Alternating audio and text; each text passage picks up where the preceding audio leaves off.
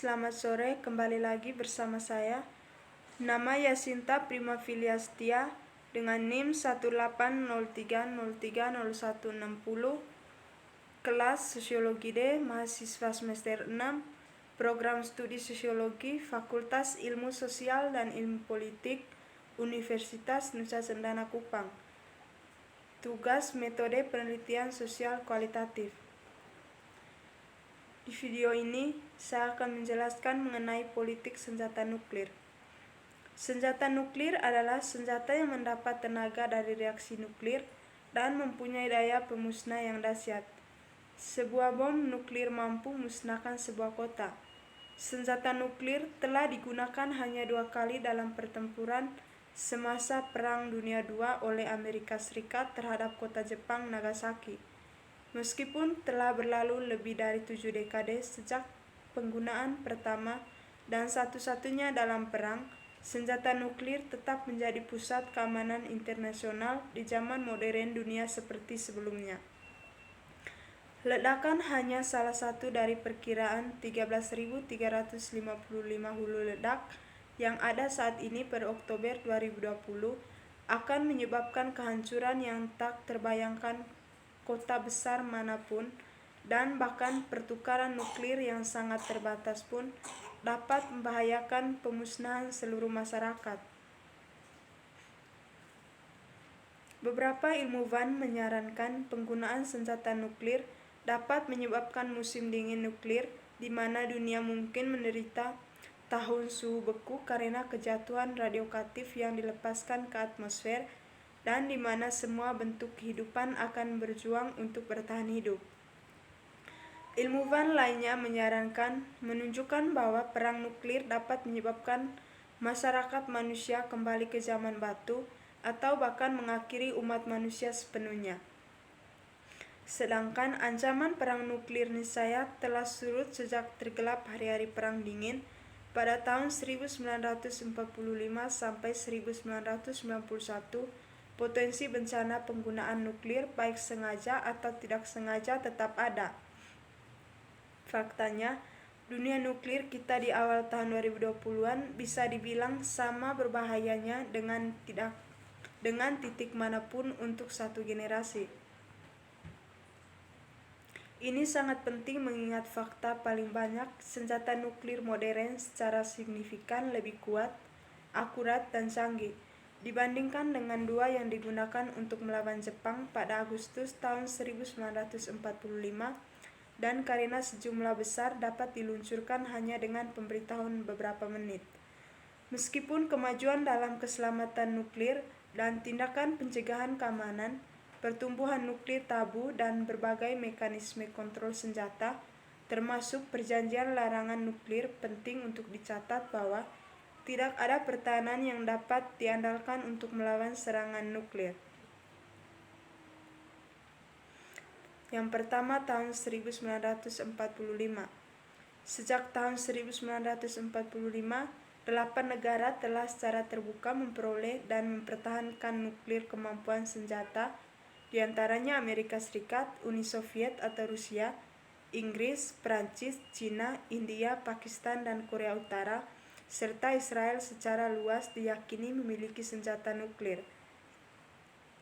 5 negara pertama yang memperoleh senjata nuklir adalah semua penandatanganan perjanjian pada tahun 1968 tentang non-proliferasi nuklir, Weapons atau Nuclear Non-Proliferation Treaty atau NPT. Kekuatan sebagai negara senjata nuklir yang secara hukum dapat memiliki nuklir senjata, tetapi harus secara bersamaan mengambil langkah-langkah menuju tujuan global perlucutan senjata nuklir. Di antaranya India, Pakistan, Korea Utara, dan Israel tidak secara hukum diakui oleh perjanjian dan tidak pernah bisa berdasarkan format menjadi negara senjata nuklir diterima. Hal ini dikarenakan mereka mengembangkan senjata nuklir setelah NPT disepakati. Fakta bahwa sangat sedikit negara yang memilih untuk memperoleh senjata nuklir telah terbukti dipandang sebagai pencapaian yang luar biasa. Memproduksi persediaan senjata nuklir ini telah melibatkan banyak hal. Jumlah pengujian nuklir, beberapa di antaranya untuk tujuan sipil non-militer, tapi mayoritas mencari senjata yang lebih besar dan lebih kuat. Sekitar 2056, perangkat nuklir telah meledak sejak tahun 1945, sebagian besar oleh Amerika Serikat dan Uni Soviet atau Rusia, dan tes ini telah dilakukan di darat, laut, bawah tanah, di atas tanah, di atmosfer, dan bahkan di luar angkasa. Uji coba nuklir juga telah dilakukan pada manusia dan hewan. Hasilnya adalah bahwa beberapa wilayah di dunia sekarang tidak dapat dihuni karena banyak manusia telah merana dan terus menderita penyakit serius, dan semesta kita tidak dapat memastikan biaya manusia dan lingkungan yang dapat dari pengujian ini. Sebagian besar tahan radioaktif telah dilepaskan ke global ekosistem, dan sebagian besar akan tetap aktif selama ratusan tahun. Yang kedua, tahun 1996.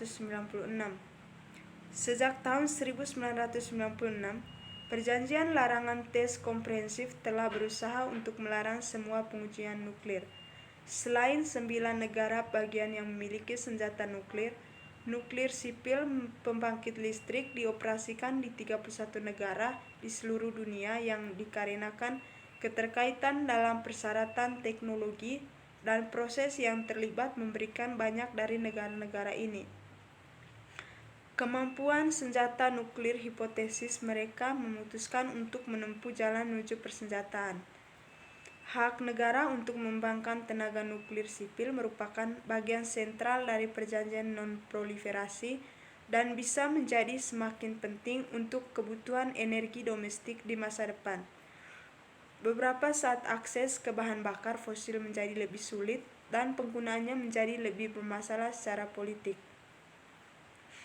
Penyebaran teknologi nuklir sipil juga menyebabkan kekhawatiran kecelakaan nuklir seperti yang ada di Inggris pada tahun 1957, Amerika Serikat pada tahun 1979, Ukraina pada tahun 1986, dan di Fukushima, Jepang pada tahun 2011. Senjata nuklir secara intern bersifat politis dan politik nuklir. Kebijakan dan strategi adalah tentang manusia, budaya, psikologi, dan pengaruh domestik seperti tentang ancaman militer, material, kapabilitas, dan persenjataan sistem internasional. Pol senjata nuklir seringkali bisa menjadi masalah partai politik, didorong oleh berbagai pihak, kepentingan komersial atau birokrasi, atau bahkan mencerminkan normatif yang lebih luas pemahaman tentang hubungan dengan status kekuatan besar di dunia internasional.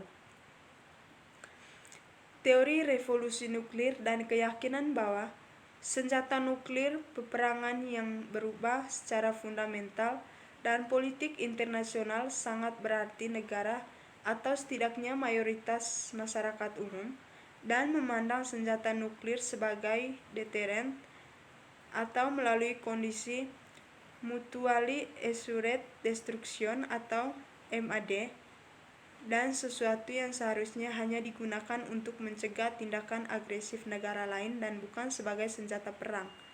Namun potensi kecelakaan penggunaan tetap tinggi, terutama oleh negara bersenjata nuklir yang kurang stabil, dan di skenario terburuk, penggunaan yang disengaja baik oleh negara atau oleh aktor non-negara seperti kelompok teroris. Sedangkan mutually assured destruction telah berjasa menjaga perdamaian di dunia nuklir kita sejak 1945, pada dasarnya karena penggunaan nuklir terhadap negara nuklir lain akan bunuh diri. Perdebatan terpecah tentang seberapa integral mutually assured destruction telah bertindak sekutu telah ke stabilitas nuklir relatif di masa lalu, dan apakah kurangnya penggunaan nuklir mungkin lebih baik dijelaskan hanya dengan keberuntungan. Namun demikian, pencegahan nuklir dan ancaman pembalasan nuklir tetap menjadi dasar strategi nuklir untuk semua nuklir kekuatan senjata di abad ke-21. Lebih luas lagi, pencegahan nuklir membentuk inti dari apa yang mungkin kita sebut sebagai tatanan nuklir global, prinsip fundamental seperti non-proliferasi, pantang nuklir, dan kompromi mitigasi terhadap perlucutan senjata di mana politik nuklir berperan. Ini adalah ditegakkan atau setidaknya didukung oleh berbagai pengendalian senjata, pencegahan, mekanisme pertahanan, koersif, dan jaminan.